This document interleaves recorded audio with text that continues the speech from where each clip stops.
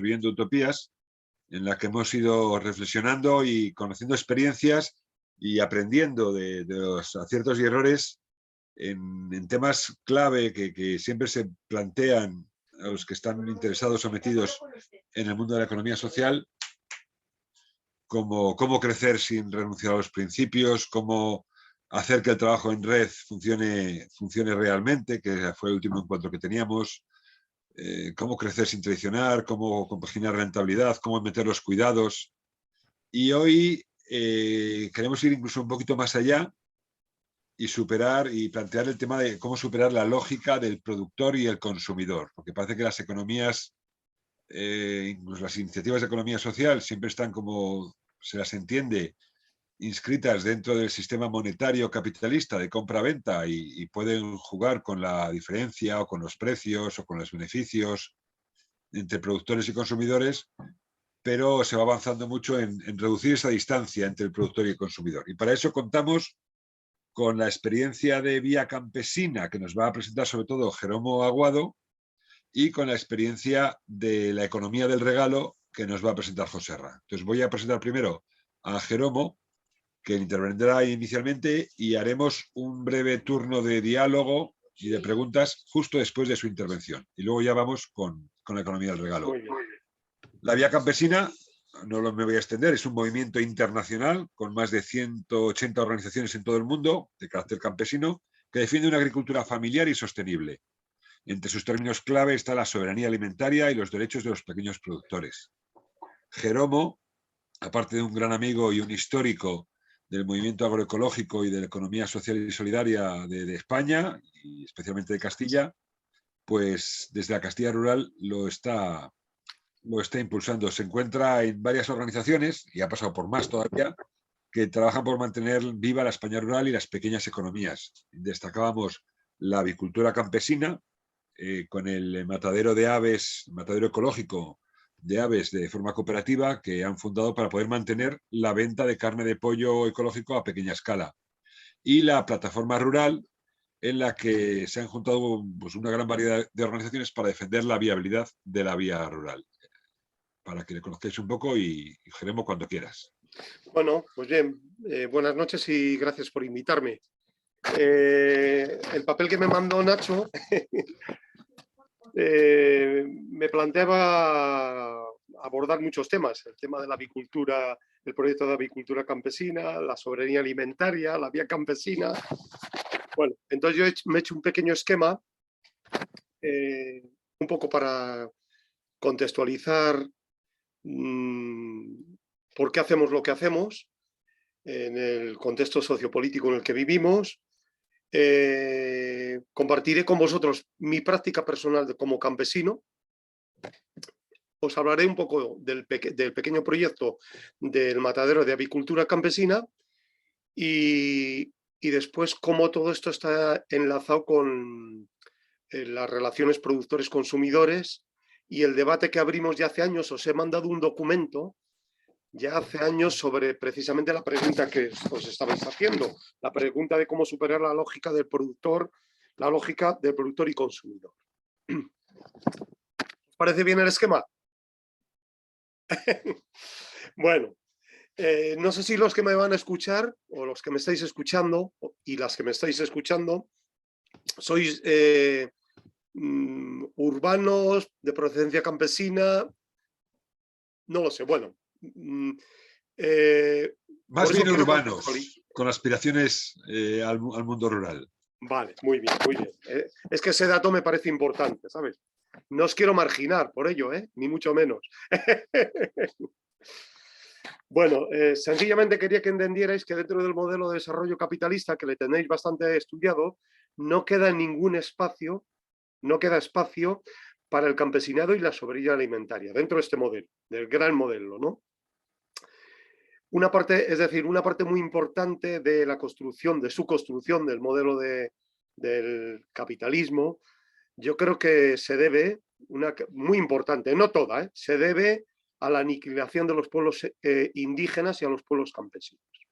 Es más, yo creo que el sistema capitalista no hubiese podido funcionar si el mundo hubiese sido campesino, seguido siendo campesino. Yo a los amigos catalanes, mira, mañana voy a estar con ellos en una reunión, y a los amigos del País Vasco, siempre les digo que la verdadera independencia pasa por la autonomía económica, ¿no? Y mientras no se consiga esa autonomía económica, es difícil hablar de independencia.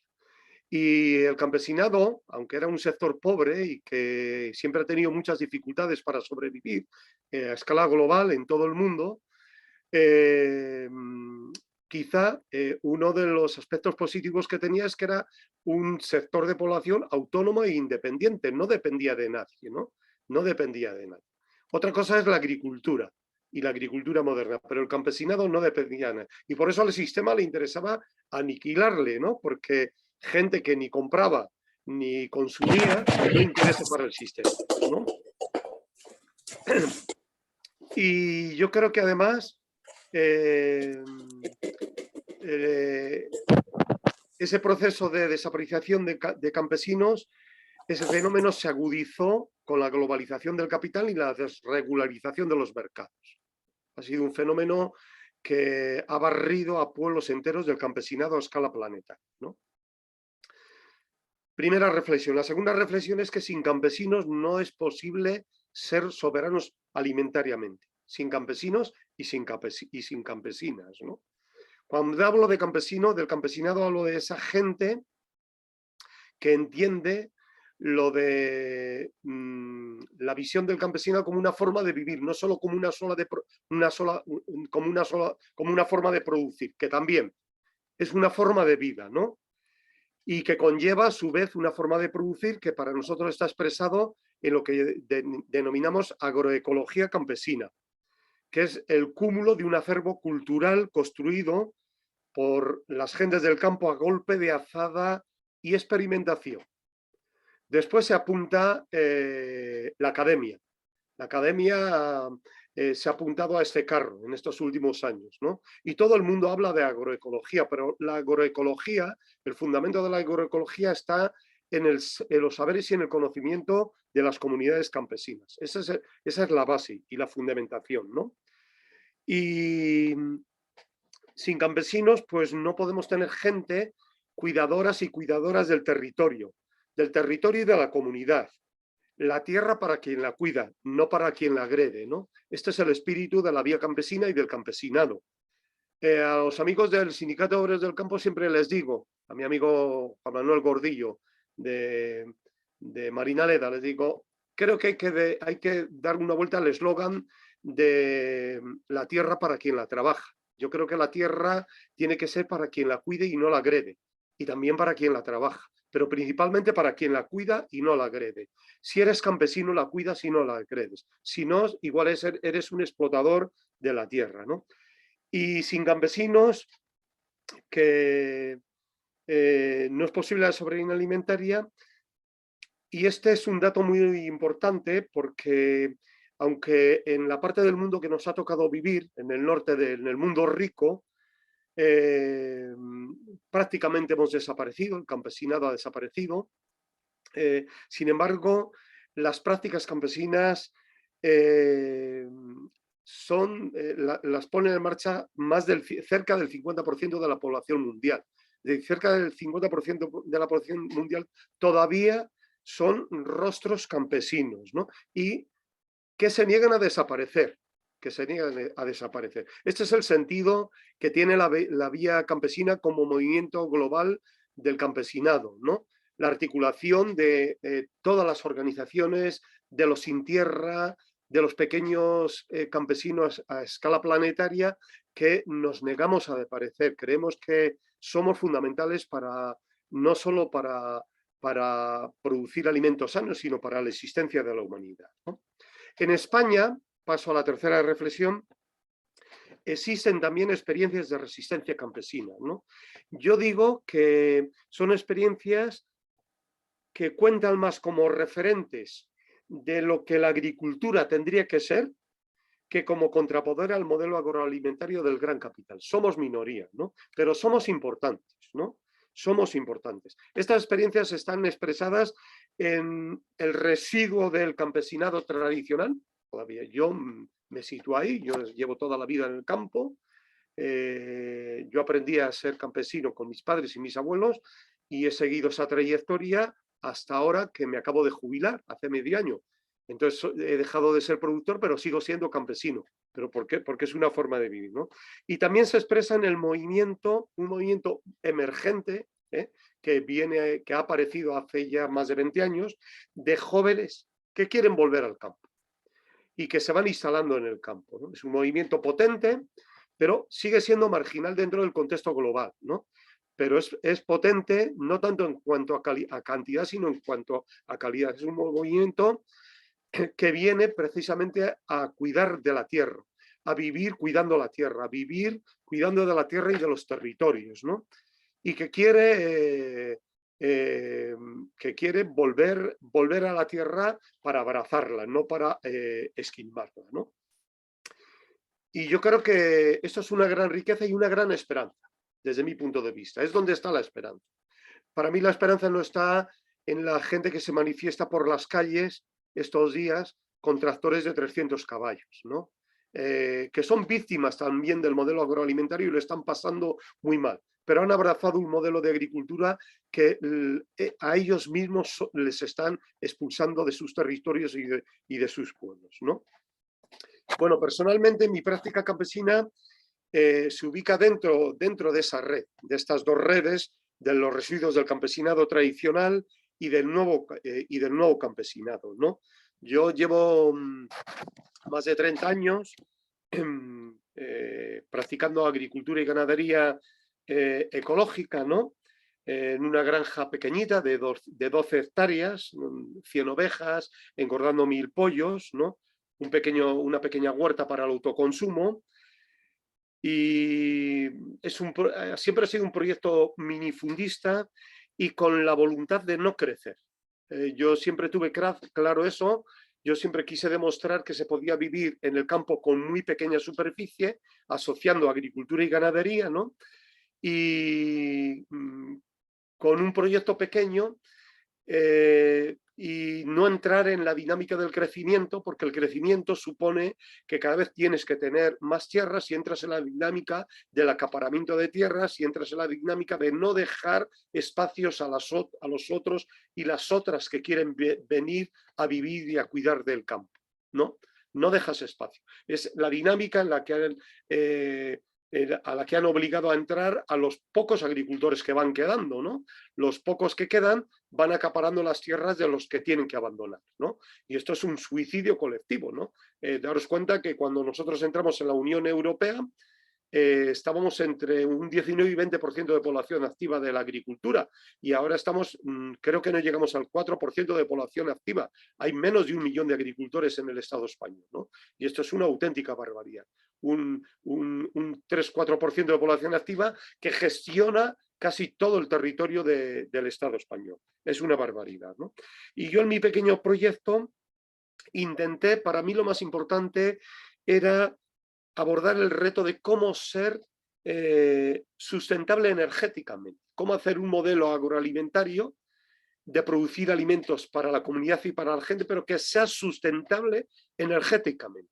Creo que este es el gran desafío que tenemos por delante en muchos sectores productivos, principalmente en la agricultura y sobre todo en la agricultura campesina y a pequeña escala, porque hay modelos que son incluso agroecológicos que son, entre comillas, no son sustentables energéticamente. Bueno, yo deciros que la mayor tecnología que he usado a lo largo de estos 30 años en mi granja ha sido mis manos. Esa era mi tecnología, ¿no? En la finca solo entraba un tractor 5 horas para limpiarme el aprisco donde duermen las ovejas, 5 horas al año, ¿no? Y cuando hice el ejercicio de cuánto coste energético tenía en mi actividad productiva, y lo restaba de las kilocalorías de alimentos producidas en el proceso productivo, estaba a punto de ser insostenible. A punto de ser insostenible. Una granja donde la mayor tecnología era la de las manos. Es la de las manos, ¿no? Entonces, para mí este es un reto muy importante, porque si no, los modelos agroecológicos, aunque se vistan de verde, si no son sostenibles energéticamente, no tienen nada, no son nada ecológicos. Está pasando lo mismo con las energías renovables. Estamos montando modelos, la invasión de los macroparques eólicos o macrohuertos fotovoltaicos, que detrás de ello lo único que hay, por supuesto, es una energía renovable, pero dudo que sea sustentable. Si lo analizamos, todo el proceso de construcción de ese sistema productivo, ¿no? Y la energía que utilizamos y que consumimos para producir 1 kilovatio de energía solar o eólica. Eso hay que, pues lo mismo sucede con la agricultura, ¿no? Y por supuesto mi pequeño modelo siempre ha sido un modelo que ha tenido futuro, yo he sobrevivido gracias a la alianza que creé con los consumidores y las consumidoras. Es una alianza que yo intenté en todo momento que superaría el aspecto económico y comercial, que también lo es. Para mí, este tipo de alianzas solo van a tener futuro si se sostienen en una relación humana y un proyecto político detrás. Si no, después hablaremos de por qué se crean problemas en los grupos de consumo. Si no, este tipo de alianzas tienen sus dificultades, entre otras cosas porque enseguida se entran en las lógicas de la oferta y la demanda, del precio más barato, ¿no? Bueno, mi experiencia ha sido totalmente positiva, ¿no? Yo todo lo que he producido a lo largo de estos años lo he distribuido directamente a los consumidores. Los consumidores han sido aliados míos. Pagaban mi kilo de pollo, mi kilo de cordero, porque no solo estaban apoyando, no solo estaban comprando un producto de calidad, sino que estaban apoyando un modelo, una forma de hacer agricultura, un modelo de desarrollo agrario, ¿no? Basado en el campesinado, ¿no? La quinta reflexión es, a partir de la práctica que tuvimos yo empecé con la producción de pollo ecológico, fui de los pioneros en el Estado español, con sus costes económicos, porque nadie me pudo enseñar, había muy pocas experiencias, fuimos aprendiendo unos de otros, la mayoría de las experiencias estaban ubicadas en Cataluña, muchas de ellos tuvieron que desaparecer, porque partíamos de cero, teníamos que aprender qué tipo de razas, con qué tipo de razas producir, qué tipo de piensos, el manejo de los pollos, bueno, un aprendizaje que lo hicimos a golpe de perder mucho dinero, ¿no?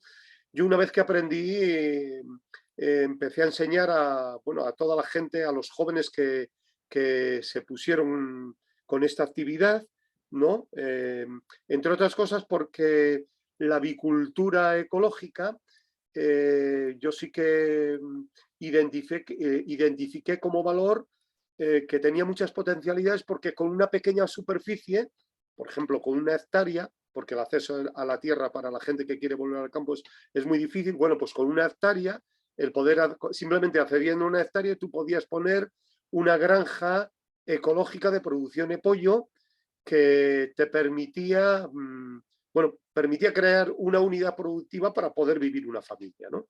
Y yo estos datos les tenía y de hecho han sido factibles, y eso fue lo que dio pie para que 5 productores, pequeños productores de pollo ecológico, ubicados principalmente entre Zamora, Valladolid y Palencia, empezáramos a darle vueltas a tener un matadero para hacer todo el proceso nosotros, ¿no? Sacrificar el pollo, una pequeña sala de despiece para trocearle, elaborarle, empaquetarle y distribuirle, ¿no? Y esta ha sido una herramienta clave. El pequeño matadero es un matadero que está ubicado en Amayolas de Abajo. Somos socios de la red de economía de REAS de Castilla y León, aunque participamos poco porque siempre estamos muy liados. Tristemente tendríamos que participar más.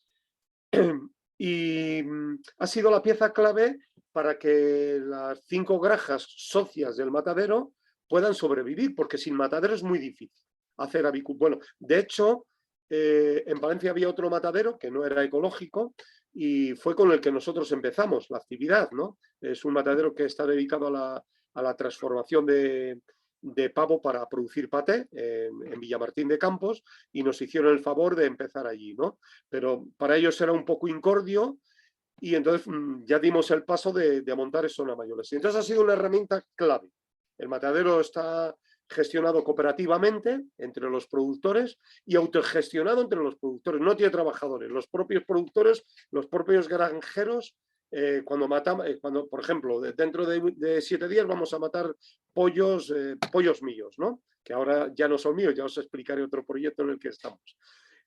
Pues entonces vamos todos los socios a matar los pollos míos, ¿no? Cuando se matan los de otro compañero, pues vamos todos los socios. Entonces, de esa forma autogestionamos el matadero y los propios socios nos convertimos en clientes del matadero y en trabajadores del matadero. Somos juez y parte, ¿no? Y entonces, bueno, es una forma de que un pequeño matadero muy artesano, con muchas dificultades para mantenerle, porque las autoridades sanitarias no entienden este tipo de infraestructuras. Bueno, solo deciros que poner en marcha esta iniciativa a mí me costó 2 años de peleas con las autoridades sanitarias de Palencia, ¿no?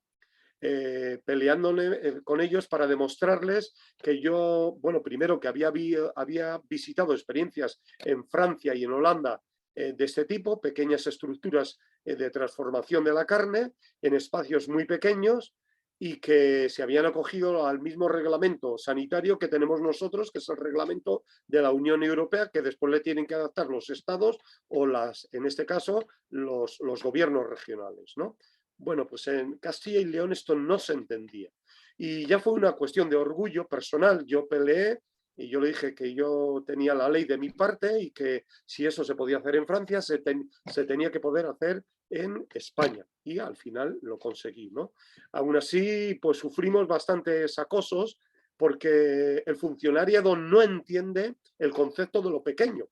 Yo me acuerdo cuando fui con el plano de lo que queríamos hacer, lo primero que me dijo el funcionario fue decir, esto no es posible. No es posible hacer un matadero de pollos en 150 metros cuadrados. Digo, pues acabo de ver uno en Francia en 50 metros cuadrados. Pues no es posible, y no es posible, no es posible. Y bueno, yo tuve que ir a las alturas hasta que conseguí que el jefe de los funcionarios que me boicoteaban les dijera que yo tenía la razón, ¿no? Bueno, ha sido una herramienta clave que además es autogestionada por los propios productores y que permite el que otra gente joven se meta en la actividad de la avicultura ecológica. Por ejemplo, ahora un compañero de aquí de Palencia ha montado una granja a menos de 1 kilómetro de la mía para producir huevo ecológico, que también está distribuyendo huevo en Burgos, pero que también necesita del matadero, porque cada 2 o 3 años pues tienen que quitar las gallinas viejas y las tienen que sacrificar en un matadero homologado para tal. Si no tienen un matadero, conocemos a muchas granjas en Cantabria que eran productoras de pollo y han cerrado porque no tenían un matadero cercano. El tema de los mataderos es muy importante reflexionarle, porque hubo una política de acoso contra los mataderos municipales, de tal forma que se cerraron todos por un mal entendimiento de los reglamentos sanitarios, ¿no? Confundían el ser un espacio grande con hacer un matadero que reuniera todo, porque puede ser en un espacio pequeño tú puedes hacer también cumplir los reglamentos sanitarios. No tiene nada que ver el espacio para cumplir esos reglamentos. Pero aquí en España no, eso no se entiende, ¿no? Y menos en Castilla y León. Entonces, para nosotros ha sido una herramienta fundamental, ¿no? Todos los compañeros que participan en esta actividad pues producen en ecológico, menos otro compañero que hace producción de faisán, que no es ecológico, pero sí es una actividad muy artesana y creo que va a dar el paso de la producción ecológica, ¿no? Todos somos productores y todos vendemos directamente a los consumidores. Y alguna vez que he ido a ver por la Pedreja, no te puedes plantear adelantar un camión. Se está metiendo por ahí alguien, ¿no? Quique, el micrófono. Ya voy terminando, ya así tenemos tiempo para el debate, ¿no? Viene a tomar una cerveza, ya saca pizza, Que digo que todos los pequeños productores hacemos venta directa y estamos trabajando el tema de las alianzas, ¿no? Yo personalmente desde hace muchos años. Por supuesto, es una pieza clave la construcción de otros modelos de relación entre productores y consumidores. ¿Cuál es el hándicap que hay aquí, ¿no? Y es un poco la pregunta que os hacíais, ¿cómo superar la lógica de productor y consumidor? Es un tema difícil y peliagudo. Es un tema difícil y nosotros a veces lo hemos planteado. En estos momentos hay muchos grupos de consumo. Digo que es difícil porque en estos momentos muchos grupos de consumo están en crisis. Están en crisis porque han entrado en el debate del precio más barato, de la búsqueda del precio más barato. El precio más barato, siempre hay un precio más barato en los mercados, siempre. Siempre. Tú te pones a buscar y en la lógica de la oferta y la demanda siempre aparece alguien que te ofrece un precio más barato, ¿no? Pero el precio más barato no tiene nada que ver con el precio que cubra los costes reales de producción. No tiene nada que ver, ¿no? Cuando entramos en esta dinámica, en la búsqueda del precio más barato, estamos rompiendo un principio fundamental, que es el principio precisamente de la alianza entre productor y consumidor. Y estamos rompiendo lo que es la construcción de modelos agroalimentarios alternativos, ¿no? Y donde el proyecto por el que trabajamos juntos es el proyecto de la soberanía alimentaria y el derecho a una alimentación sana y nutritiva para todos los ciudadanos y ciudadanas. Ese tiene que ser nuestro proyecto político, pero cuando estamos entramos en la otra dinámica, estamos en la dinámica del sistema y no construimos nada alternativo. Y entonces muchos grupos se están yendo al carajo, o no se van al carajo, pero están abandonando lo que era la filosofía de las alianzas entre productores y consumidores. Yo, mi práctica personal, con los grupos con los que yo trabajo, mis compañeros trabajan con otros grupos, todos nos conocemos. Yo todos los años una práctica que hacía, porque como me he jubilado pues ya la he dejado de hacer, es que el 1 de enero yo enviaba mi estudio de costes de producción a todos mis consumidores. Y con aquellos que querían yo hacía un debate. Es decir, mira, producir 1 kilo de pollo vale este dinero. Este año me ha costado este dinero. Y entonces había unos años que el precio igual había que subirle un poco, había que bajarle, ¿no? Bueno, de hecho yo llevo ya cerca de 20 años produciendo pollo ecológico y no he movido el precio. No he movido el precio, ¿no? Pero yo el ejercicio que quería hacer era que los consumidores y las consumidoras fueran protagonistas del debate y participaran en el debate del precio del coste real, ¿no? Del precio del coste real. Hombre, un paso más que tendríamos que dar para superar esta lógica de productor y consumidor es el paso de otros modelos, como por ejemplo en Francia están expandiendo mucho el modelo de las granjas para la comunidad, que tiene otro nombre en francés, no me acuerdo, donde, es decir, la comunidad se hace copartícipe de la producción de esa granja. Si se muere un pollo, se muere a todos. Se le muere al productor y se le muere a los consumidores. Si entra un zorro y mata 200 pollos, como a mí, por ejemplo, a mí me ha entrado sobre 2 veces el bisón americano este. Y cuando te entra un bisón, te mata todos los pollos. Entrar una noche y matarme 200 pollos, que eran 5.000 euros de producción. Y eso me ha sucedido a mí. En el modelo que yo tenía, todos los costes han ido bajo mis espaldas. En el modelo de una agricultura de la comunidad y con la comunidad, esos costes tendrían que ser compartidos. Entonces ahí tendríamos que... estamos hablando ya de incluso superar el concepto del precio. Estamos hablando de granjas donde existe la copropiedad con los propios consumidores, ¿no? Este modelo se está expandiendo en Francia, yo estoy muy de acuerdo con él, pero creo que en estos momentos no estamos preparados para abordar ese capítulo, ¿no? Ese capítulo. Pero para mí ahí hay una serie de cuellos de botella, hay que hacer un debate muy serio en este movimiento de productores y consumidores, de alianzas campo-ciudad, para ver cómo se supera este concepto, ¿no? Y esta lógica que es la lógica del sistema. Bueno, yo con esto, si queréis, ya podemos entrar en un pequeño debate, no me extiendo más.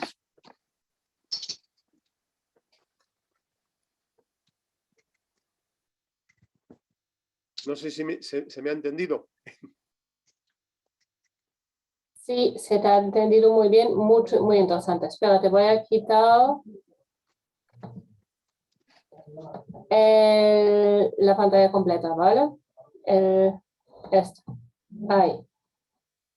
Sí, Pues como estamos suficientemente pocos para poder tener un diálogo abierto, sin pedir la palabra ni nada, pues que quiera preguntar o comentar. Vamos a intentar hacer intervenciones cortas, que ya hemos tenido una charla, vamos a evitar tener más charlas. Aparte de la de José Ra, claro. Yo tenía un punto de aclaración que quería pedir, que es este tema de la sustentabilidad económica, que es un término que yo creo que a mí sí me suena y me parece un término muy interesante, energética. Te entiendo muy mal, te entiendo muy mal. Un momento. Audio settings. Ahora te preguntaba por la sostenibilidad energética, si lo podías aclarar. Que si lo podía aclarar. Sí, es bien sencillo. Bueno, es bien sencillo y bien complejo, ¿no? Es más, yo soy campesino, no soy un científico. A mí en este reto siempre me han faltado herramientas para hacer correctamente esta evaluación. E incluso he pedido ayuda a gente que las tiene, ¿no? Pero, es decir, el ejercicio es que tú identifiques todos los costes que tienes desde todos los inputs que entran en tu granja, es decir, toda la actividad que haces, cuánta energía estás consumiendo, ¿no? Por ejemplo, yo en la producción del pollo, para que entendáis esto, yo había una parte del pienso que le compraba una cooperativa de Asturias. Una parte muy importante del pienso, el 50% del pienso, ¿no? Esto me aumentaba mucho el coste energético. No solo el coste económico, sino el coste energético. Porque producir este pienso, primero la cooperativa que lo producía, introducía soja que no sé de dónde lo traía, maíz que no sé de dónde lo traía. Todo esto son costes energéticos, ¿no? La elaboración de este pienso, el transportarlo de Asturias a mi granja, ahí, todo eso son costes energéticos, ¿no? Sin embargo, el pienso que producía yo tenía también coste energético, porque yo había mandado sembrar con un tractor, la semilla, el gasoil, la cosechadora. Jeromo, espera un momentito. Rufino, por favor, apaga el micro porque está interfiriendo. Gracias. Bueno, entonces tú tienes que ir identificando el coste energético que tiene toda la actividad que produces en la finca, más lo que viene de fuera de la finca, los inputs que se llaman, ¿no? Los sumas y también tienes que sumar las kilocalorías de alimentos que produces. Y después es una suma y resta, ¿no? El resultado, en la mayoría, bueno, yo simplemente decirte que esto hay unas tablas que José Manuel Naredo, un economista que empezó a hablar de este tema hace muchísimos años en este país, ahora está Óscar Carpintero y mucha gente estudiando estos temas, y había unas tablas que ya demostraba que la agricultura moderna no producía nada, porque consumía más energía que lo que producía en kilocalorías de alimentos. Entonces el resultado era negativo, ¿no? En mi granja, el estudio que hice yo de forma muy artesanal, porque ya te digo que me faltan herramientas, yo a veces tenía dudas de si mi resultado fuera positivo. A veces tenía dudas. Si esto lo hiciera lo más científicamente posible, fácilmente que mi granja tampoco fuera sostenible energéticamente. Y muchos modelos agroecológicos que además están diseñados y pensados bajo la lógica de siempre estar creciendo, dudo que sean sustentables energéticamente. Entonces estamos haciendo las cosas mal. Vale, voy a pedir alguna otra intervención breve y también la respuesta, Jerónimo, si puede ser breve para no comernos el tiempo de Joserra. Perfecto.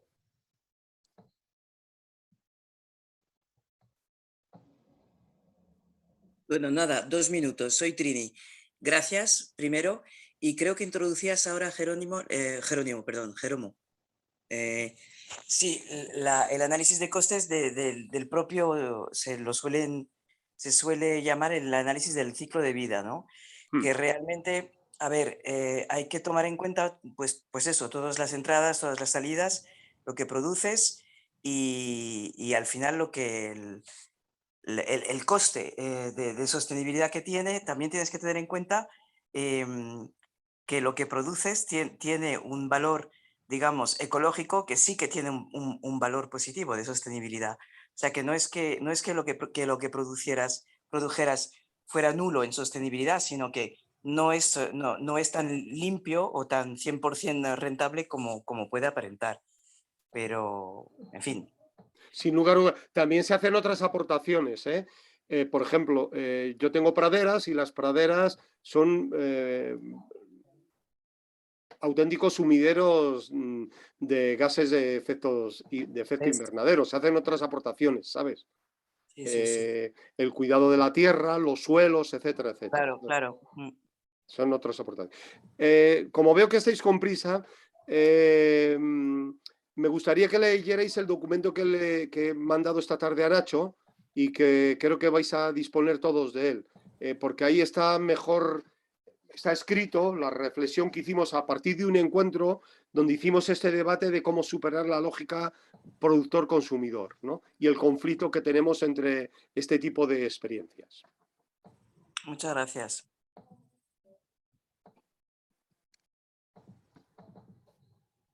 Acabo de subir el documento, ¿sí?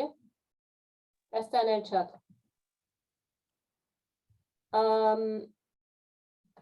Solo quiero mencionar antes de que avancemos, y ya doy la palabra a Rodrigo, y muchas gracias a ti, que para mí este debate del ecologismo real y de todos estos puntos complejos es súper importante, porque... No te oigo nada, perdona, pero no te oigo nada. Te oigo muy mal. ¿Los demás me oís? Ahora un poco mejor. Vale, nada, que me parece un tema muy importante, este tema del cálculo energético, y que también deja en claro que muchas propuestas supuestamente ecológicas no lo son. Correcto. ¿Sí? Que me parece un tema fundamental. ¿Sí? Ahora voy a decir, Rodrigo, antes de que entres a trabajar, nos presentas a Joserra, por favor. Voy. Bueno, parece que cambiamos de tercio, pero vamos a ver si en el diálogo si vemos puntos en común con ese tema de productor y consumidor. La economía del regalo, en inglés llamada gift economy, incluye varias formas de interacción humana y económica que van desde la prestación de servicios, considerando la inclusión económica, actividades relacionadas con voluntariado. De manera transversal, en todo el espectro de la economía del regalo, se encuentran la gratitud, la generosidad y el foco en la transformación interior. Joserra nos va a ayudar a explorar diferentes alternativas que existen de esta forma de economía, como el modelo de Auroville, Service Space o Arambid.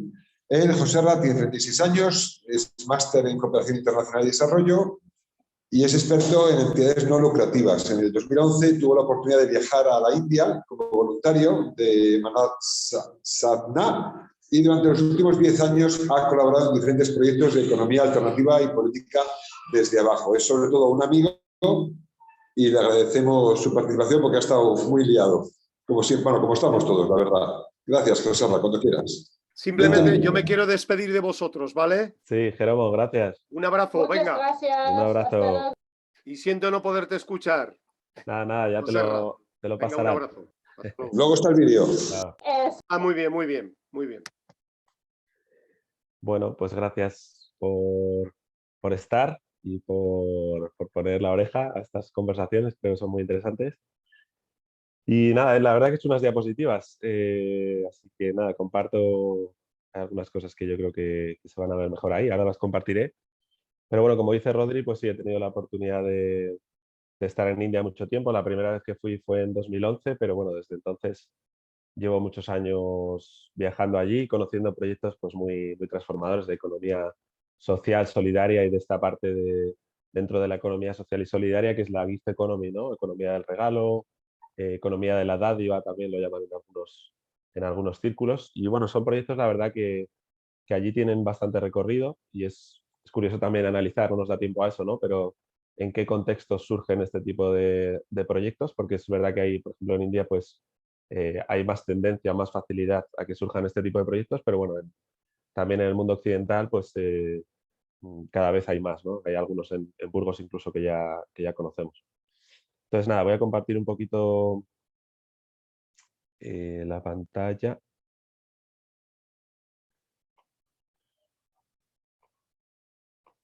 Y este es mi Facebook. Presentación. Vale, ¿lo veis entero esto? Igual se ve nuestras caras, ¿no? Un poquito. Vale. Sí, se ve y pasa Ahora la bien. página. Ahora bien, ¿no? Sí, pasa la página, a ver si... Ya, vale, todo bien. Sí. Bueno, el compañero Jeromo ha hablado un poco de estas cuestiones, ¿no? En qué contexto surge la gift economy o economías del regalo, estas economías más solidarias, sostenibles. La gift economy hay algunos ejemplos que vienen también de tradiciones antiguas, ¿no? Hay, por ejemplo, unas islas en el Pacífico que tienen esta tradición de intercambiar regalos, que luego vamos a describir un poquito más cómo funciona eso. Pero bueno, surgen, aparte de esas que hay más antiguas, ancestrales, ¿no? Formas de economía del regalo basada en la generosidad, pues ha habido muchas otras que surgen en el contexto más moderno, actual, y surgen pues con esta realidad de que todo tiene un precio, ¿no? Se mercantiliza todo hasta matar especies en peligro de extinción o la venta de carbono o este tipo de cuestiones. También en un contexto en el que pues, estamos viendo que esa mercantilización incluso de los bienes públicos globales, ¿no? O sea, esos bienes que nos benefician a todos y que necesitamos cuidar entre todos, pues vemos que hay alguien por ahí que no está silenciado, creo. Gracias. Pues eso, vemos cómo esa lógica de mercantilización de todo está generando también una destrucción de los ecosistemas, porque nuestra economía actual está desconectada de estas cuestiones, ¿no? Y está sobre todo conectada con el beneficio propio o con el sostenimiento principalmente económico, o sea, con una desconexión total con el resto de realidades. Luego vemos también como en Occidente, sobre todo, pues hay una degradación de relaciones humanas, un aumento de la sensación de soledad, ¿no? El tema de los suicidios, la desigualdad, conflictividad social. Después, como bien decía Jeromo también, pues el dumping social asociado a las economías actuales de mercado, ¿no? Que, como decía él, pues siempre hay un precio más barato. Y al final estamos casi todos, incluso fíjate, me ha sorprendido mucho escuchar eso, ¿no? Que incluso en grupos de consumo pues estamos entrando en esa lógica de buscar el precio más barato y de nuevo nos estamos desconectando de todas las realidades que hay detrás del sostenimiento de proyectos económicos. Entonces, incluso en lugares alternativos está ocurriendo esto, ¿no? Que hay un dumping social asociado a cómo entendemos las economías de mercado. Y después, bueno, también vemos que hay como una incapacidad del Estado para redistribuir la riqueza de forma eficiente, por lo que, bueno, pues estas economías solidarias son muy necesarias para hacer una predistribución, ¿no? No solo redistribución que puede hacer el Estado, sino también predistribución. ¿Cuál es el rol del sector privado en generar más solidaridad y una mejor distribución de los recursos? Y luego otra cosa que yo creo que también genera este tipo de iniciativas o del que surgen es pues, la ausencia de comunidad creciente que tiene que ver también muchas veces con las crisis de las religiones mayoritarias. Esto es una foto que me parece muy potente, pero bueno, es la realidad que vivimos hoy en día, ¿no? Se puede poner un precio hasta las nubes. Y nada, pues explicar algunas líneas o definiciones de lo que podría ser la economía de regalo. Una es estas tradiciones más ancestrales, ¿no? De sistemas de cohesión social intergrupales que están basados en regalos sin expectativas. Había en estas islas del Kula Ring, ¿no? Del Pacífico, pues se regalaban muchos, sobre todo regalos materiales, entre unas islas y otras, y no esperaban que eso tuviera un retorno, ¿no? Pero bueno, eso surge obviamente en un contexto determinado cultural y no nos da tiempo ahora a analizar cómo funcionaban. Pero bueno, hay muchos ejemplos para los que os interesa este tema de también tradiciones ancestrales. Hay algún libro de ciertos antropólogos que han estudiado este tema, es muy interesante. Pero bueno, los sistemas de hoy en día, pues hay varios, ¿no? Hay algunos de Gift Economy que están enfocados en esa generosidad incondicional y en ese ofrecimiento de bienes y servicios sin expectativas de retorno inmediato. En muchos casos se manifiestan como voluntariados, pero en otros casos pueden manifestarse también como medios de vida, como vamos a ver después. Después también hay empresas que funcionan con estos mecanismos de precios variables e inclusivos. Luego vamos a ver el ejemplo de Arabin, que es una empresa oftalmológica que ofrece sus servicios adaptándose a las personas que menos recursos tienen, ¿no? Entonces, el 60% de las operaciones que ellos ofrecen son gratuitas. Luego lo vamos a ver un poco más. Y después está, pues como base de todas estas diferentes iniciativas o líneas de lo que es la economía del regalo, está esa práctica de la generosidad, ¿no? En India también hay una tradición muy fuerte del karma yoga, que es una forma de yoga de ofrecer sin esperar nada a cambio, ofrecer sin expectativas. Y bueno, al menos, cuanto menos, es una experiencia muy interesante a nivel personal de qué ocurre cuando ofreces una parte o si puedes todo tu tiempo con esa generosidad sin expectativas de retorno directo, ¿no? Yo he vivido 7 años de esa manera y la verdad que ha sido interesante y se han generado muchas otras riquezas, ¿no? Más allá de lo material, que la verdad que es muy interesante experimentar. Después hay una cuestión también de base que es importante en la economía del regalo, que es un poco igual que hemos mercantilizado o financiado, o no sé cómo, financializado, ¿no? Se diría, toda la economía, pues igual hay que desfinancializarla también, ¿no? Desmercantilizarla y pues verla un poco como lo que es, más allá del dinero, ¿no?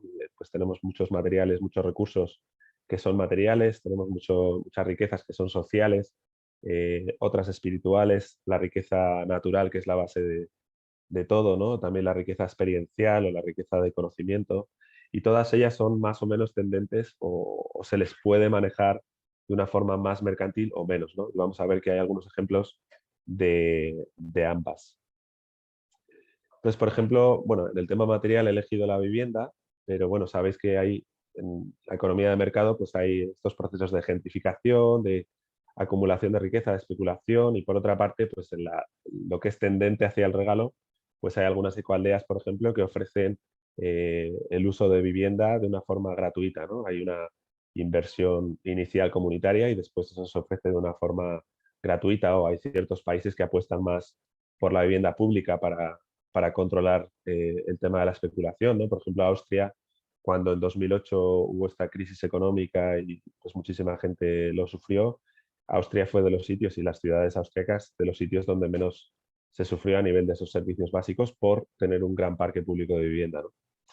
En lo financiero, pues también vemos como hay esa falta de criterios éticos, inversiones en casi cualquier tema, esa desconexión con la economía real. Y por otra parte, pues digamos que ese corazón del regalo, ¿no? Espíritu GIFT, pues estaría inversiones responsables, inversiones con un impacto en lo medioambiental, en lo social, esa generosidad, ¿no? Esas inversiones también a fondo perdido que hacen muchas personas. Bueno, pues todo eso encajaría más en ese aspecto. A nivel de conocimiento tenemos también dos paradigmas muy diferentes, el paradigma del copyright y de las patentes, y el paradigma del copyleft, ¿no? que para los que no lo sepáis, casi todos lo conoceréis seguramente, pero bueno, es ofrecer pues, patentes, inventos, incluso servicios de una manera abierta, ¿no? sin cobrar por el uso de ellos. Entonces ahí hay pues, también mucha gente, autores, creadores de contenido, creadores de páginas web, inventores, que ofrecen todo el material como un regalo a la sociedad, ¿no? Un ejemplo es Wikipedia, por ejemplo, que es un conjunto de personas que escriben ahí, obviamente, pero va un poco en esa línea. Después, a nivel de naturaleza, pues lo hemos visto, esa monetarización de todo. Y por otra parte, pues está ese paradigma también que nos hablaba el compañero Jeromo, ¿no? El cuidado, poner el foco en el cuidado de todo, de los ecosistemas y de los animales. No estamos ahí para explotar la naturaleza, sino para intentar alcanzar esa simbiosis a través del cuidado de los ecosistemas, ¿no? Y luego a nivel espiritual, en esa riqueza espiritual, pues también hemos visto una mercantilización, ¿no? Incluso de esta, pues muchas veces de cursos de yoga, cursos de espiritualidad, lo que sea, que cuestan un pastón, hablando en plata. Y por otra parte vemos algunos ejemplos, uno lo vamos a ver después, ¿no? De donde esa enseñanza espiritual se ofrece de una manera incondicional. Y luego en lo social, pues un poco la misma lógica. Ahí voy a poner el ejemplo de las personas mayores, ¿no? Que en Occidente estamos viendo cómo pues muchas veces las apartamos a estas residencias que tienen una connotación también mercantil, cuando pues en otras culturas forman parte esencial de la comunidad, ¿no? Las personas mayores, su sabiduría, sus historias, su presencia, ¿no? Es altamente valorada y siempre forman parte de la sociedad y de la comunidad, ¿no? Entonces, bueno, como veis, hay diferentes paradigmas detrás de esto y pues da para mucha conversación. Os voy a poner 3 o 4 ejemplos para luego pasar al diálogo de lo que yo he conocido.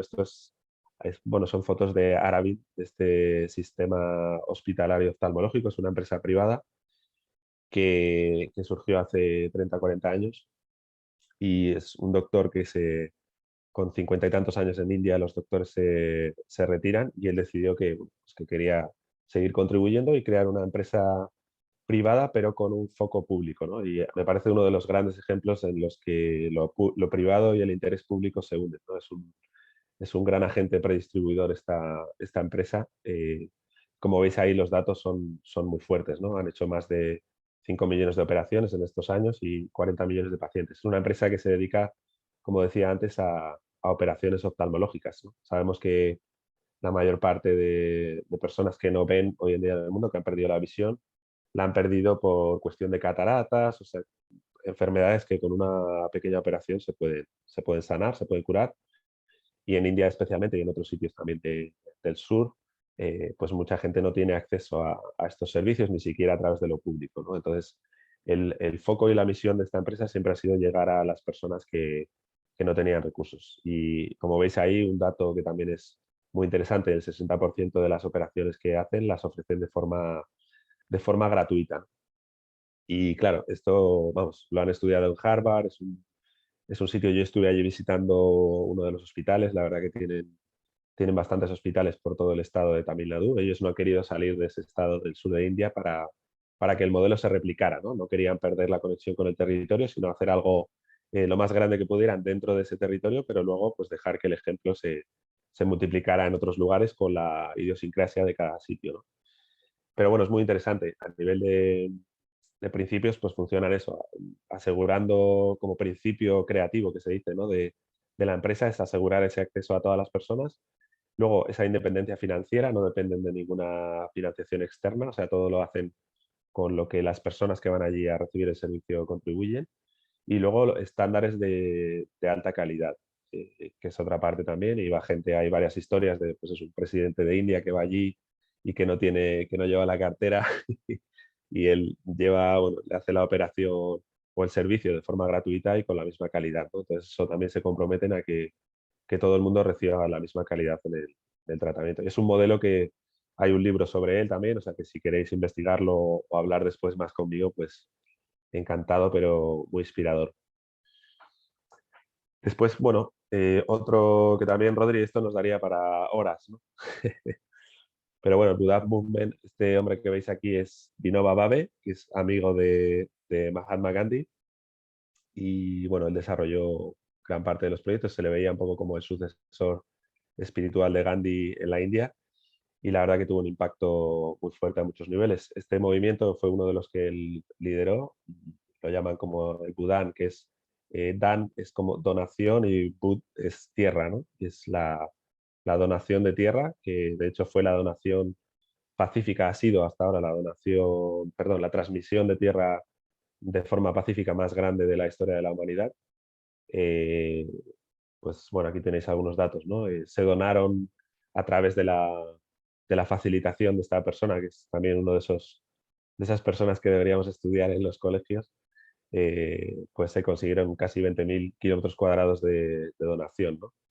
En la base de lo que él consiguió está su propia transformación personal, ¿no? Por eso a veces cuando hablamos de gift economy hablamos mucho de esto también, ¿no? Y el propio Gandhi hablaba mucho del poder del alma, ¿no? De soul force, la fuerza del alma, que a través de esa integración de los valores pues permite que otras personas se puedan ver reflejadas en eso, ¿no? En esa generosidad, en esa transformación y puedan decidir dar un paso adelante, ¿no? También con sus valores. Y eso, pues él decidió, hubo un gran problema en los años 50 de las personas sin tierra en India y estaba empezando a haber violencia, entonces decidió, pues eso, ir a estos lugares donde había más problemas y plantear una solución no violenta, ¿no? A través de charlas, a través de círculos, a través de música también, de celebración, pues consiguió que mucha gente con grandes propiedades decidiera donar a personas con menos tierra o sin tierra y que hubiera esa gran redistribución de tierra. También se consiguieron cambios de legislaciones en diferentes estados, ¿no? Para que los sin tierra tuvieran siempre un derecho de uso agrícola asegurado y bueno, pues se consiguió una reforma agraria no violenta, ¿no? Y también otra historia que merece la pena estudiar. Voy a dar dos más. ¿Cómo vamos? ¿Cómo vais? ¿Estamos bien? Bueno, entiendo que sí. No he escuchado nada, pero bueno. Sí, estamos a espera. Sí, vamos Vale, bien. vale. Bueno, un par de ejemplos más. Esto que veis aquí es una ecoaldea, bueno, ecociudad se podría decir, que en los años 70, como veis, estaba muy, muy degradado, pues eso, por el uso agrícola y ganadero, insostenible, y pues después de 50 años esto es lo que es ahora, ¿no? Una ciudad bosque, también he tenido la oportunidad de estar allí, el proyecto se llama Auroville, y bueno, la verdad es increíble, solo esa parte de restauración ecológica merece la pena ser estudiada, ¿no? Se han plantado más de 2 millones de árboles, eh, especies locales y todo con los principios de restauración ecológica y se han conseguido cosas como recuperar el nivel freático de la zona, que vuelva la biodiversidad, una pasada. Y bueno, los principios de este lugar están muy conectados con todo lo que venimos a hablar de la economía del regalo.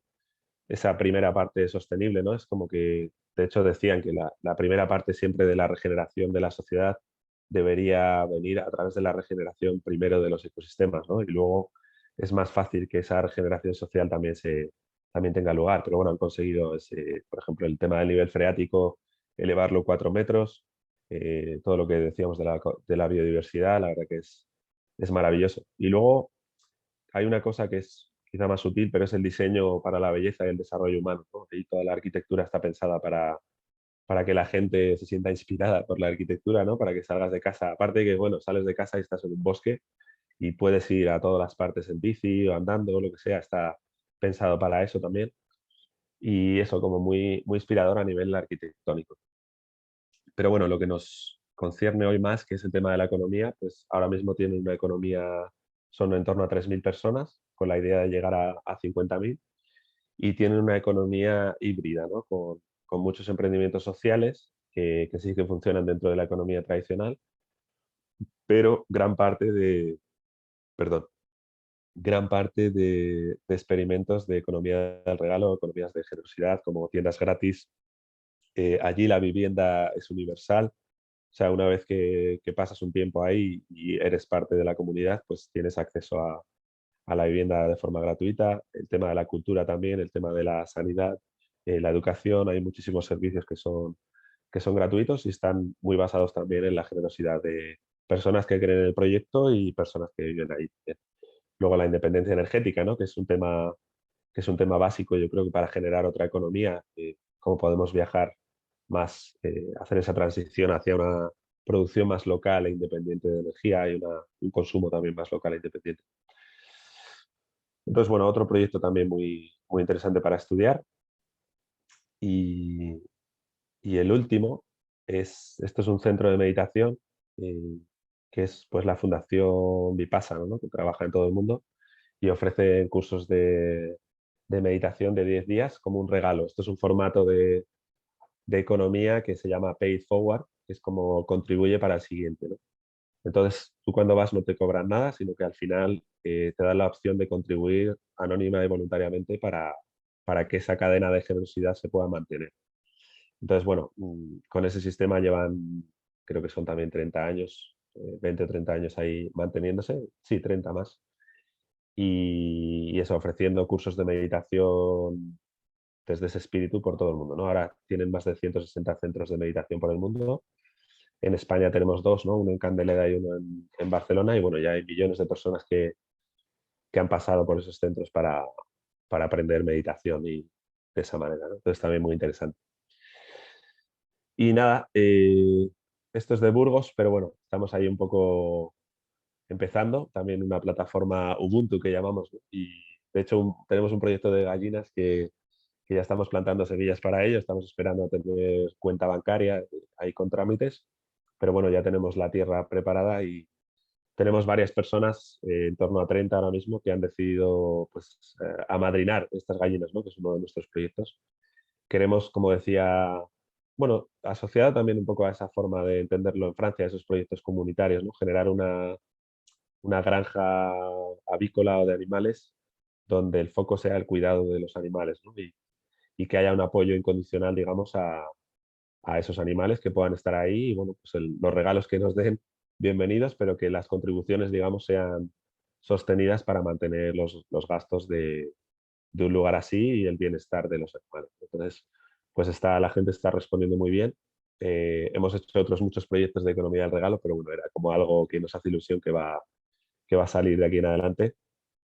Pero sí, en esta plataforma también, Espacio Ubuntu, pues hemos hecho y estamos haciendo un montón de proyectos de economía del regalo también diferentes. Y nada, aquí os he hecho un resumen de diferentes maneras de entender o de ver cómo se clasifican estos proyectos de economía del regalo, ¿no? Algunos, como veis, son voluntariado, otros son medios de vida, algunos se centran en un determinado servicio, otros pues son más integrales, como puede ser el proyecto de la Ecoaldea. Algunos tienen, por ejemplo, modelos de precios, es muy interesante, ¿no? Algunos son libres, como Arabin, como este hospital, pero te dan rangos, o sea, ellos te ofrecen como diferentes rangos en los que tú puedes contribuir. Hay otros que son totalmente libres sin rangos. Bueno, hay diferentes modelos también. También en cuanto a qué formas de riqueza se aceptan, ¿no? En algunas pues se trabaja más con el tiempo, con el voluntariado, materiales incluso, otras son más enfocadas en lo monetario. Bueno, y así. Y bueno, reciprocidad, esto igual no me meto porque es un poco más complejo, pero bueno, si tenéis alguna pregunta de esto podemos hablarlo. Y ya está. A ver, yo reflexiones así, pues sí, yo creo que tiene mucha importancia el sector primario y el sector de la energía. Yo creo que para que haya una transición real hacia una economía más justa, más solidaria, pues yo creo que esos sectores van a ser un poco punta, y están siendo, ¿no? Ya en algunos casos punta de lanza. La energía lo vemos, yo estoy de concejal en un ayuntamiento y estamos intentando generar una comunidad energética para producir energía barata de forma local, sostenible, y por ahí se van a mover muchas cosas. También con el tema de la vivienda, yo creo que cuando hoy, pues en torno al 40-50% del gasto de las familias está dedicado a la vivienda generalmente. Entonces, cuando se den tanto estos programas de vivienda pública o en estas ecoaldeas o estas ecociudades, ¿no? Se generen proyectos en los que la vivienda no se vea como un bien mercantil, sino como un bien común o como un bien necesario, pues yo creo que ahí también van a cambiar muchas cosas. Y en todos los sectores, al final necesitamos seguir experimentando, ¿no? Con la educación, con la vida en comunidad, con este tipo de cuestiones y bueno, seguro que van a salir cosas maravillosas en los próximos años.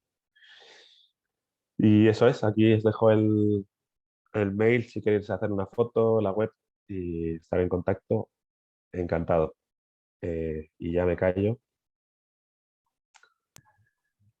Muchas gracias, José Ra. Sí. Yo me voy a otorgar la palabra porque tengo ahora un momentito de calma. Ahora mismo estoy en el albergue de personas sin hogar de Cáritas.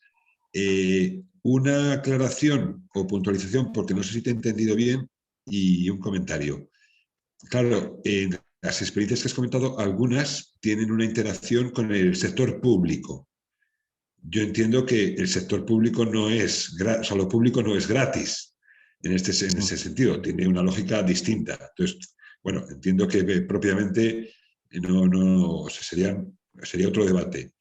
Y luego, no sé cómo valoras tú o cómo valoráis en la economía del regalo, porque claro, a veces poner ejemplos de la India muy lejanos puede decir, bueno, pues esto aquí no es posible, pero yo creo que partiendo de la inmensa cantidad de economía gratuita que se practica actualmente en España y se ha practicado más históricamente, o sea, ya no solo en las familias, o sea, lo que hablábamos otras veces de lo no monetario, ¿no? O sea, la cantidad de trabajo gratuito, claro, lamentablemente muchas veces lo estamos poniendo al servicio del gasolinero, pero hay un gran porcentaje de trabajo gratuito que es un verdadero sostén económico, ya no solo en los cuidados, incluso digamos en culturas más rurales o de familia extensa, que permitían vivir en esta mezcla de que somos productores y también consumidores, y no hace falta monetizarlo todo. Claro. ¿Cómo partiendo de ahí pueden ser experiencias que se puedan institucionalizar en forma de empresa o en forma de proyecto concreto y arrancando de lo que está muy integrado en nuestra cultura y que quizás estamos perdiendo? Sí, bueno, hay en la generación anterior o dos, muchos pueblos, por ejemplo, las reformas en las casas o incluso la construcción de casas se hacía de forma comunitaria, ¿no? Por ejemplo. O sea que, bueno, que sí, hay muchos ejemplos. Yo he hablado de estos, de que algunos también están instalados en Occidente, pero sí, hay muchos, como dices tú, que son parte de la cultura. Yo creo que también hay que diferenciar entre gratuito y regalo. O sea, es diferente. También como decimos, ¿no? Hace falta más esa figura del prosumidor, personas que estén entre medias. Entonces, claro, lo gratuito a veces se da por hecho o a veces no se le pone el valor que tiene, pero yo creo que en la economía del regalo hay una gran parte que es sensibilizar también al posible consumidor o la persona que dedica menos tiempo a que valore el tiempo y los recursos que se han utilizado, ¿no? O sea que yo creo que suele haber una confusión con esto de gratuidad y regalo y es bastante diferente. Creo que hay mucho de generar espacios donde todo el mundo se empodere de esos espacios y los cuide, ¿no? Conjuntamente, aunque unos pongan más horas, menos horas, pero que el foco esté en el cuidado, no tanto en recibir algo de forma gratuita. A mí me viene un poco, sí, decir, para mí con esa idea de la economía de regalo tengo una relación muy contradictoria, ¿sí? Porque hay unas partes de las ideas que me encanta y que me parece como dar y recibir sin apuntar todo al detalle de que recibo, eso me parece precioso y súper importante. Sí, y es como una cosa que me atrae mucho, pero por otro lado tengo como un par de dudas. Sí, una cosa es lo que dices de lo gratuito, que tengo la propia experiencia, que lo gratuito no se valora, ¿sí? Y esta falta de valorización causa problemas. De hecho, el tema cuando creas relaciones en el que un lado da y el otro lado recibe, esas relaciones no son sanas, ¿sí? Que son relaciones muy insanas, y eso es como una de las cosas, es decir, cómo conseguir realmente asegurar que el dar y recibir realmente genera un círculo en el que todos podamos vivir, porque si hablamos de economía es que todos podamos vivir de ello, ¿sí? Que tenemos que comer, necesitamos un techo, no estamos hablando aquí de juegos que muchas veces tenemos estos juegos guay, que funcionan muy bien porque nadie pone ahí la vida de verdad, ¿sí? Claro. Entonces, cuando ponen la vida de verdad, me vienen todas estas historias de desastres de las comunas fracasadas donde han intentado esto y que han sido horrorosas. Entonces, estoy ahí con muchas ideas contradictorias que no sé muy bien por dónde ubicarnos. Sí, yo por eso he puesto ejemplos también que han funcionado mucho tiempo y algunos en el mundo empresarial. También, como veis, hay con mucha diversidad dentro de lo que se considera GIF, ¿no?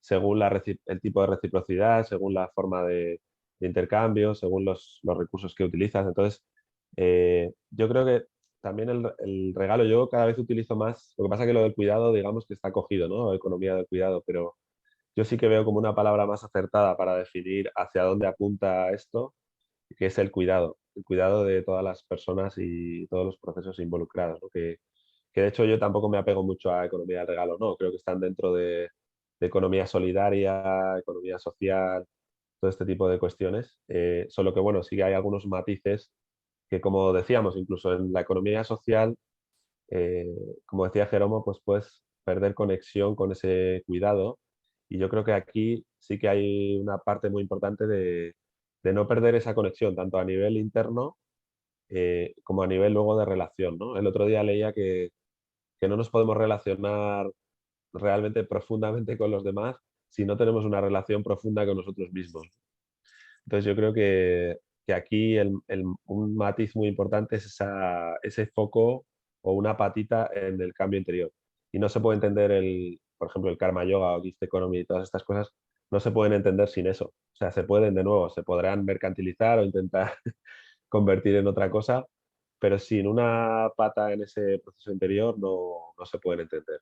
Y de hecho, hay muchas cuestiones que son, bueno, son más complejas incluso, pero que a nivel kármico, a nivel de... No todo el mundo está en la misma situación como para lo que decías tú, ¿no? Igual enfrentarte a ofrecer todo como un regalo, decidir ofrecer todo como un regalo. O sea que en ese sentido también yo creo que hay fases y que hace falta más apoyo institucional también para que esto surja. Yo sí que veo que en Auroville, por ejemplo, se ve, ¿no? En sociedades donde, pues eso, la vivienda no es solo una cuestión de intercambio o que ciertos servicios están asegurados, pues ahí hay como mucho más lugar para que tú puedas explorar tus dones, lo que quieres contribuir y lo puedas hacer de una forma más libre porque tus necesidades básicas sabes que están más cubiertas, ¿no? Entonces yo creo que tiene que haber también en esta transición, si es que alguna vez ocurre, también mucho apoyo de las instituciones para que algo así pueda florecer realmente. Sí, yo creo que efectivamente es muy bonito y es muy ambicioso porque precisamente es un cambio de paradigma, ¿no? Es Mm. devolver a la persona en el centro, en lugar de adoptar sin cuestionar el equilibrio por transacciones económicas, pues devolver el protagonismo a las relaciones humanas, ¿no? Es la parte utópica, que quizás la más difícil, ¿no? De hacer llegar o de compartir. Es la más Mm. bonita, pero probablemente la más difícil. Por eso nos movemos mucho, ¿no? Entre esos conceptos de la solidaridad, la economía social, porque es difícil hablar en el plano puramente, pues eso, bondadoso, ¿no? De la generosidad. Y realmente nos recuerda que nos hemos deshabituado, si en algún momento lo estábamos, de la ternura, nos hemos desacostumbrado. O sea, no es tan habitual como debería, ¿no? Relacionarse unos con otros desde la ternura. Y a mí lo que me parece bonito en el experimento de la economía del regalo es que es como una pequeña práctica de esto mismo, ¿no? De, pues que la Mm. generosidad también es un modelo transaccional valeroso, ¿no? Pero claro, está tan alejado del modus, del modo de vida que tenemos que, bueno, que está bien tenerlo como meta, ¿no? Lo bonito es tender hacia ello, sí, sí. A mí me gusta, por supuesto, pero delicado, delicado y bonito. Sí, sí. Sí, yo os invito también a los ejemplos que he puesto a investigarlos, porque algunos, ya te digo, llevan tiempo funcionando y es aplicable al mundo empresarial también, ¿no? Yo creo que empresas que ganan muchísimo dinero, esto también es para ellos, ¿no? O sea que hay Sí, muchísimas empresas y hoy en día el mundo está dominado por empresas que tienen una desigualdad interna, por ejemplo, a nivel salarial, increíble.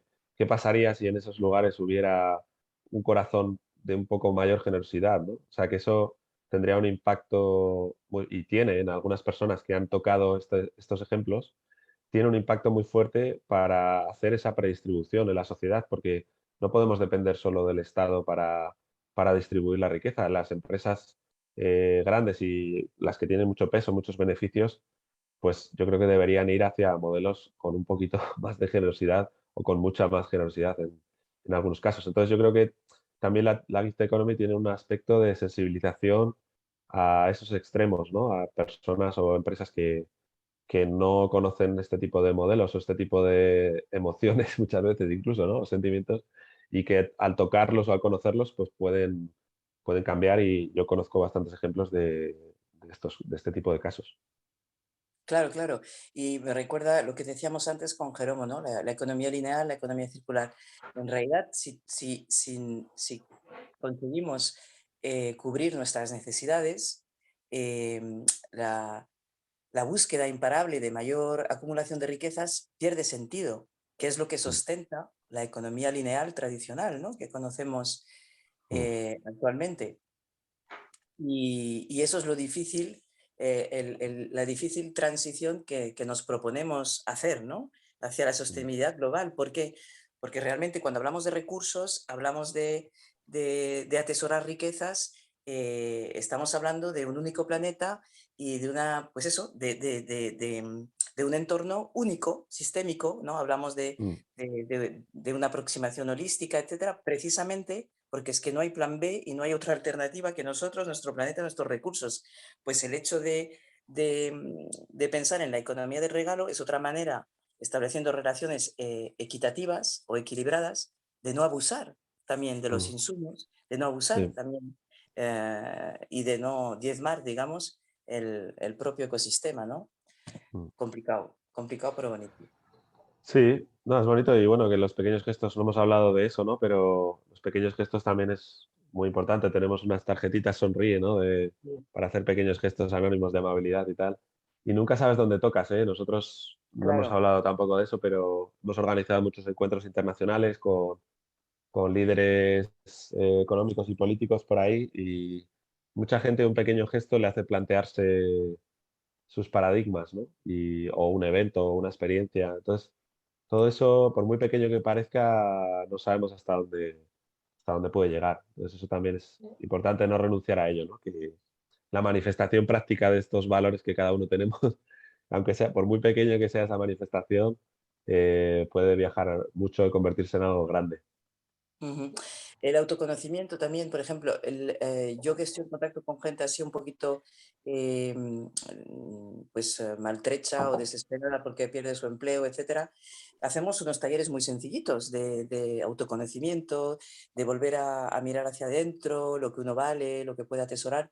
Y cada vez estoy más convencida de que si se pudiera instaurar como una actividad paralela o sin entrar en el Mm, currículum académico reglado, pero que las mm, escuelas, que pudiéramos fomentar desde la escuela talleres precisamente prácticos, que nos propusiéramos con los chicos, las chicas chiquitines, ¿no? Oye, pues nos vamos a plantear crear, pues yo qué sé, desde un planteamiento como el de las gallinas, ¿no? Pero les damos sí, 3 o 4 premisas y ellos se ponen o sea, y automáticamente se ponen en marcha todos estos gestos y mm, eh, estos aspectos que tú decías, que no sabes a dónde vas a tocar el corazón de la sí, gente con estos sí, pequeños gestos de la sonrisa y yo creo que sería fabuloso.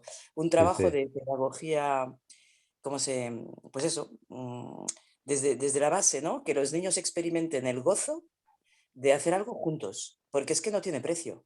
hagámoslo, Trini. Hagámoslo, claro que sí. Sí. Propongamos a los Voy, coles. Sí, sí, actividad voluntaria en un principio, claro que sí. Que venga Mm. quien vo- quiera. voy a hacer... ¿Mm?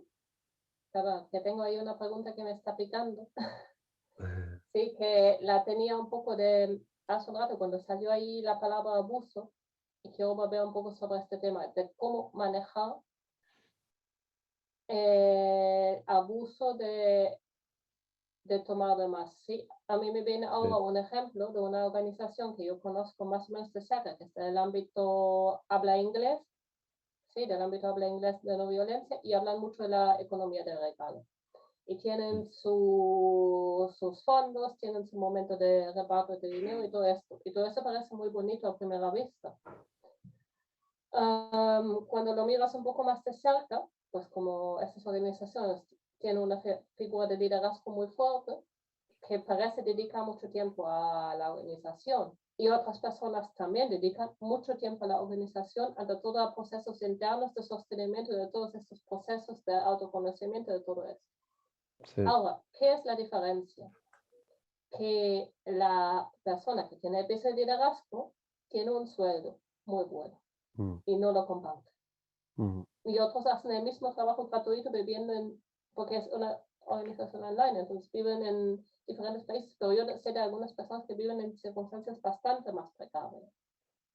Sí. Y yo ahí veo una relación de un desequilibrio, que una gente vive muy bien y otra gente no vive muy bien, que tienen todo el discurso correcto, pero cuando veo esa práctica me cuesta mucho, ¿sí? De decir, ¿cómo hacemos eso? Si unos sí que se lo pueden permitir, pero no se hace este trabajo de realmente conseguir que los otros también puedan vivir así.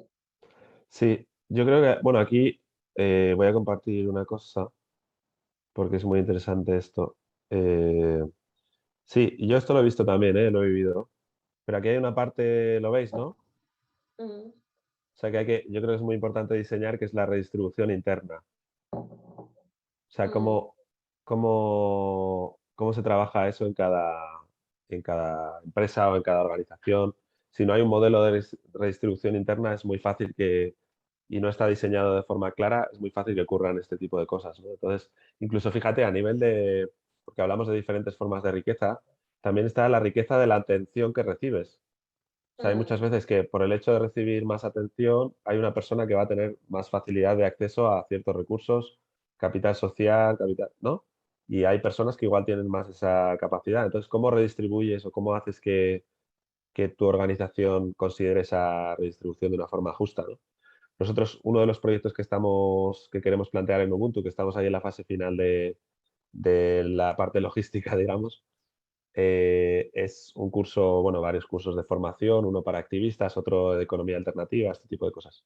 Y lo que hemos dicho es que vamos a apuntar las horas que hemos dedicado y luego las donaciones o contribuciones que vengan por eso, pues las vamos a repartir de forma igualitaria. O sea, que cada uno, si tú has dedicado no sé cuánto tiempo, pues lo apuntas y luego se distribuye lo que se ha recibido y ya está. Entonces, bueno, pero es importante y gracias por traerlo, eso, hacer un diseño de redistribución interna. Muy importante. Chago ha pedido la palabra. Hola, yo Hola. también tenía dudas con esto del regalo, pero tal como lo has explicado me ha tranquilizado, porque he entendido que no es gratis, porque alguien da algo, pero se pide o se da la posibilidad a los demás de que contribuyan con algo. Entonces, estaba pensando que quizás una clave es que necesitamos experimentar, que lo habéis, por algo que habéis dicho, que no necesitamos acumular, que con tener las necesidades satisfechas podemos estar bien. Y esas necesidades se pueden satisfacer de distintas maneras. Pero estoy pensando que necesitamos experimentarlo para tener esa tranquilidad. Y entonces ahí está para creérnoslo y fiarnos y meternos en el tinglao. Y a ver, en sitios como los que tú has explicado, que hay ya un grupo de gente funcionando de esa manera, pues está esa tranquilidad, entiendo. Pero ¿cómo hacemos para que gente que no tiene tranquilidad o esa posibilidad, cómo empezamos a educar o a facilitar esa experiencia? Sí, creo que es a través de lo que dices tú, ¿no? Muy bien, la experimentación, los pequeños gestos, las pequeñas experiencias, pues hay mucha gente que dice, joder, pues yo no puedo, o no me funciona, ¿eh? Yo conozco mucha gente que no, por lo que sea, no le funcionan los proyectos, cuando los ofrecen totalmente de forma gift economy, entonces ellos deciden ofrecer una parte, ¿no? Que también puede ser que una parte de lo que hacemos, pues en vez de que esté en el mundo mercantil o en el mundo tradicional del mercado, pues poder dedicar algunas horas, y casi todos lo hacemos, ¿eh? También lo que decía Rodri, que hay pues una gran parte de la economía actual ya o de las relaciones actuales que están basadas en esto. Pero bueno, no perderlo de vista, no perderlo de vista porque sí que hay una fuerza, una corriente muy fuerte en otra dirección, ¿no? Hacia mercantilizar todo. Y sí que creo que cualquier experiencia, por pequeña que sea, tiene mucho valor en sentido contrario, desmercantilizar un poco las relaciones, los capitales que podamos o las riquezas que podamos desmercantilizar y experimentar y compartir historias, ¿no? Crear espacios para poder compartir sobre nuestras experiencias, sobre lo que hemos aprendido, hemos dejado de aprender, sobre las dificultades que hemos tenido o no. Y bueno, nosotros hemos vivido cosas muy fuertes aquí en Burgos, como que incluso nos dejen usar una casa, una finca durante bastantes años como un regalo solo por tener una conversación en la calle y cosas así, ¿no? Entonces, bueno, es posible el cambio de paradigma, es posible. Ahora a ver si la pandemia también se pasa un poquito, porque creo que ha sido también una patada en la dirección contraria a nivel de comunidad, de aislamiento, ¿no? De miedo de las personas, todo eso. Los que hemos vivido mucho con el foco en la comunidad lo hemos notado mucho. Entonces, bueno, esperemos que ahora pues vuelva a bajar un poco los niveles de miedo, aunque vienen otras locuras. Eh, pero bueno, que dentro de lo que podamos, pues sigamos construyendo más comunidad. Y ya te digo, cualquier experimento, por pequeño que sea, yo creo que tiene mucho valor. Sí, sí, yo también. Yo me estoy encontrando con un problema, pero a lo mejor es porque ahí hay un error. Ofrezco a cosas con colaboración voluntaria, pero claro, en dinero. Y entonces la gente se asusta. Ay, claro, ¿y qué precio pongo? A lo mejor está la cosa en, no pongas dinero, pon otra cosa. El Sí, caso es que lo devuelvas de alguna manera. claro, o dar rangos también, o sea, lo que... Rangos. Sí, voy a compartir aquí otra vez porque mira, ¿ves esto? Modelo de precios. Ves que hay varios, ¿no? Como lo que estás haciendo tú es libre sin rangos, digamos. O sea, el dejar que la gente contribuya y ya está, ¿no? Pero si ves que a la gente le cuesta, porque a veces también pasa esto, que a las personas les cuesta entender el concepto, no se sienten cómodos, entonces les puedes decir, pues mira, puedes contribuir, si tu situación económica no es buena, desde cero a lo que quieras. Si tu situación económica es normal, puedes contribuir, yo qué sé, lo que tú consideres, o si estás muy bien económicamente y quieres apoyar a otros, pues puedes ofrecer más, ¿sabes? Y dar, por ejemplo, en Arabic hacen eso, ¿no? Para que la gente tenga una referencia y a veces ayuda, porque si no tienes el contexto, o sea, si no hay una sensibilización previa y la gente no conoce de qué va esto y tal, puede ser difícil también, o algunas personas han dicho incluso violento. Entonces Sí. está bien cuando tú ves eso, pues oye, dar unos rangos, decir, mira, nosotros queremos que este servicio sea accesible para todo el mundo y por eso damos estos rangos de posibilidad. Y hay gente que contribuye más para que otros que contribuyen menos puedan recibir el servicio y ya está. O poner un común, ¿no? Decir, pues tenemos que llegar entre todos a esto. Bueno, hay diferentes formatos ahí que puedes explorar. Me apunto lo de los rangos. Yo, por ejemplo, en uno de mis cursos ahora tengo una horquilla mensual entre 20 y 55 euros. Sí, Y sí, la sí. gente lo decide libremente. Yo no hago más preguntas, pero sí que garantizo que por lo menos 20 necesito recibir.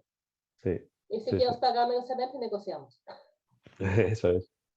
Sí, luego a través de la relación también se puede hablar, ¿no? Si tienes relación con la gente, que es el foco también.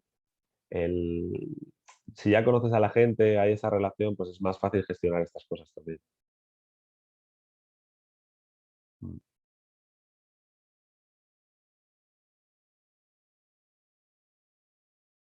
Pues nada, igual la gente se quiere ir a cenar igual. ¿Sí, ¿hay alguien más que quiera comentar sobre el tema? ¿No? Entonces yo cierro, ¿vale? Que Rodrigo suponemos que ya está trabajando. Muchas gracias por venir hoy. Muchas gracias a José, que todavía está, y a Jeromo, que nos han dado unas aportaciones muy interesantes. Y vamos a seguir el mes que viene, que va a ser el viernes 1 de abril. Y vamos a hablar el viernes 1 de abril como Junta Campo y Ciudad. ¿Sí? Vamos, y tenemos ya unas experiencias propuestas, que hay alguna todavía en diálogo, entonces no decimos los nombres en alto todavía, pero dentro de poco va a salir toda la información. Así que muchas gracias. Voy a parar la grabación y ahora sí que invito